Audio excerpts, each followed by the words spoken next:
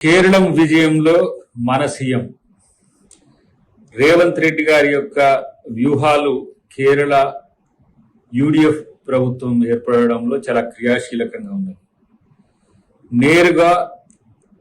ఆ రాష్ట్ర ముఖ్యమంత్రిని నీ సమయం అయిపోయింది వెళ్ళిపో అని చెప్పి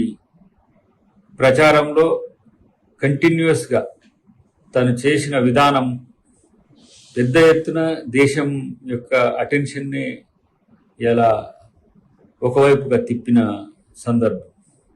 తర్వాత అక్కడ జరుగుతున్న అభివృద్ధిని ఉన్నదానికంటే ఎక్కువ చూపించిన విజయాన్ని ప్రశ్నించడం, తనకు లేఖ రాయడం, మా దగ్గర అభివృద్ధిని చూడమని చెప్పి ఉచిత బస్సు నుంచి మొదలు పెడితే రైతు రుణమాఫీ లాంటి కాంగ్రెస్ ప్రభుత్వం సన్న బియ్యం ఎట్లా ఇస్తుందని చెప్పి అక్కడ రాష్ట్ర ముఖ్యమంత్రికి లేఖ రాయడమే కాకుండా ప్రచారంలో తెలంగాణ నుంచి వెళ్ళిన ప్రతి నాయకుడు ఆ విషయాలన్నీ కూడా క్షేత్రంలో చెప్పడం,